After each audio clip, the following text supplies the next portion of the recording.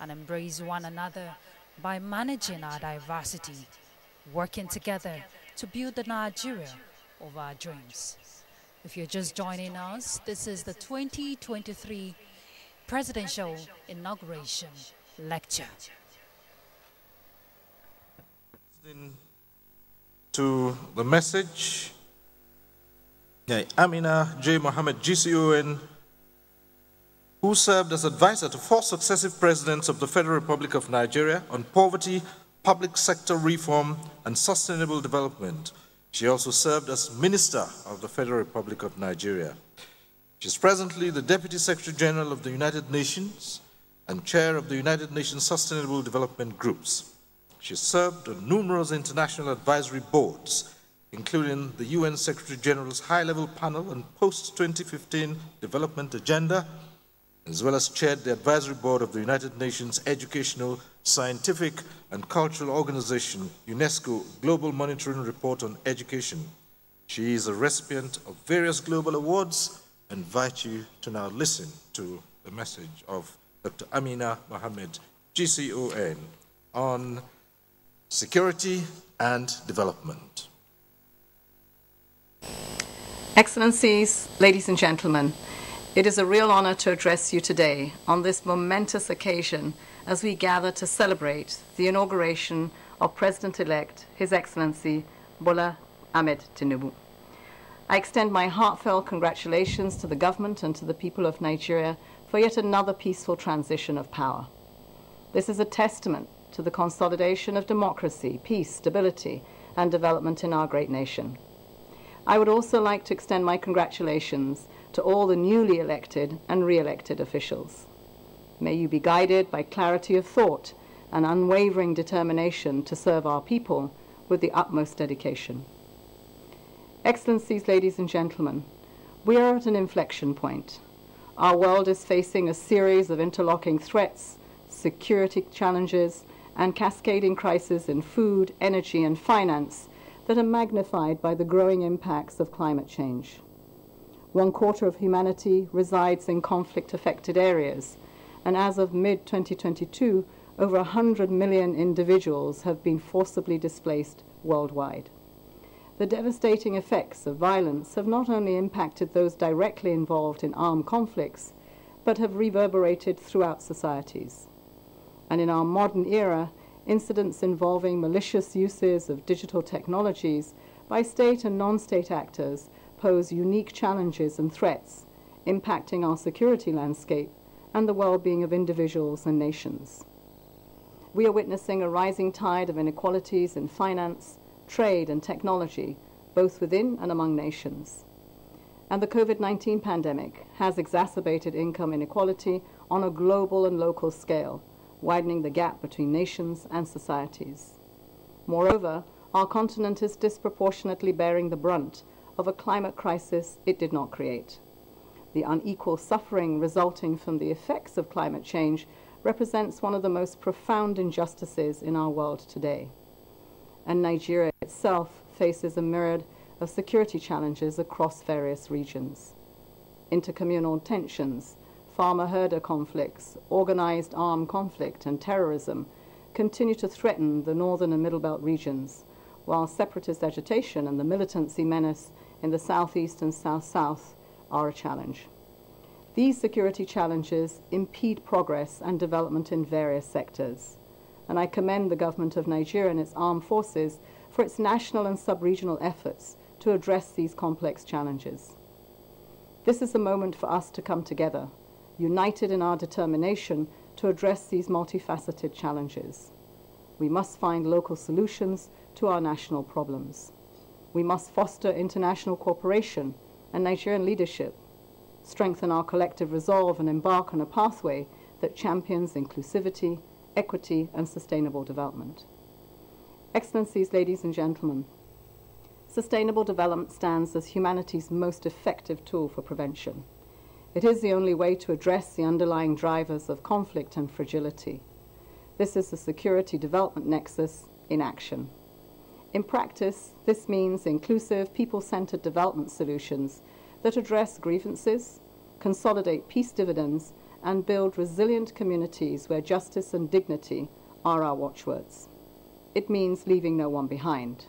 It means delivering more under the United Nations Agenda 2030 and the Sustainable Development Goals, and the African Union's Agenda 2063, which provide a framing for investing in the nexus. By creating decent jobs, particularly for youth and women, we empower individuals to live dignified lives and reduce the risk of social unrest and strengthen social cohesion. By bridging the digital divide and investing in new technology, we enable connectivity, drive economic growth, and create new possibilities for working together.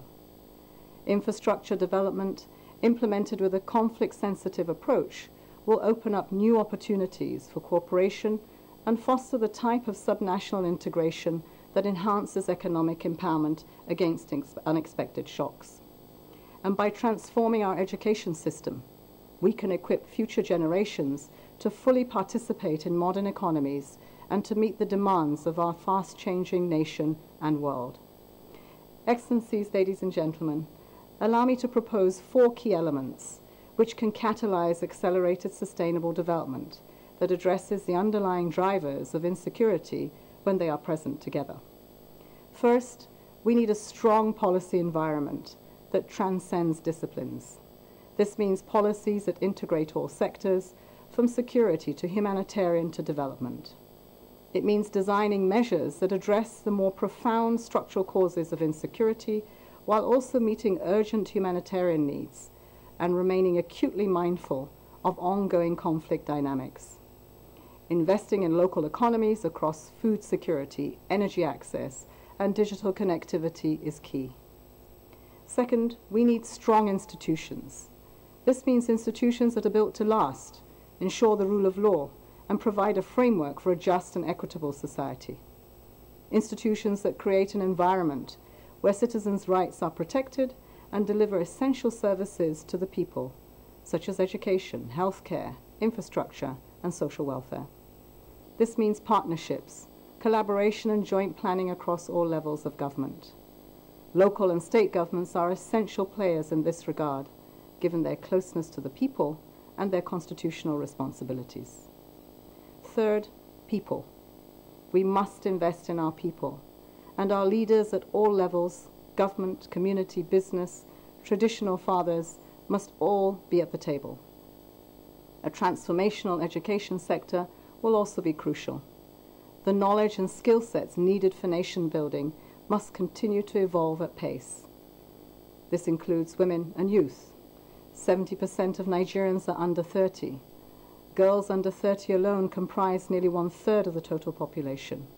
Women and youth bear the most significant toll from conflict, yet they're rarely given a seat at the mediation table.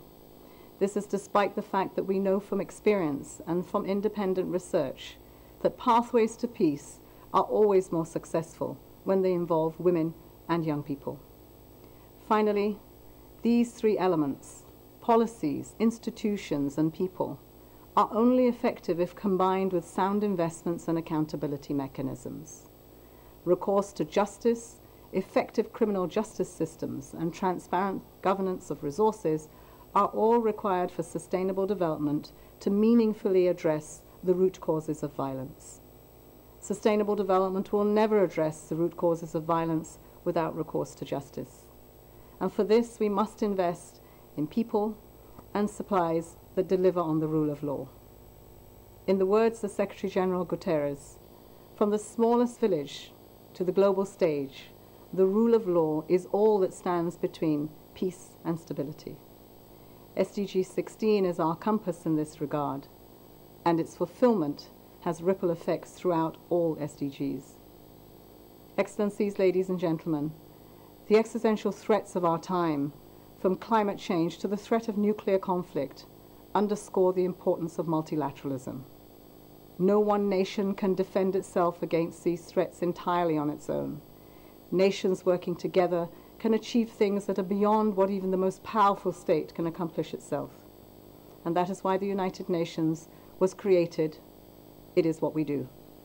Convene for peace and give hope in times of cascading crises.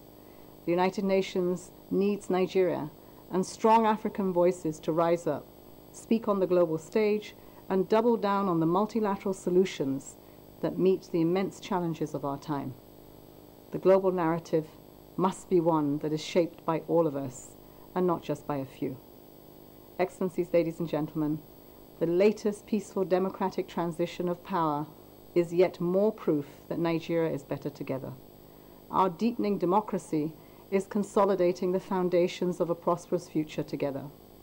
Your responsibility as leaders of this great nation is to continue this trajectory and to guide the people of Nigeria along inclusive pathways of peace and development that leave absolutely no one behind. It is time to be humbled by the weight of this responsibility for over 220 million Nigerians.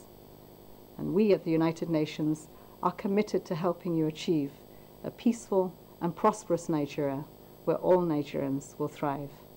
I thank you.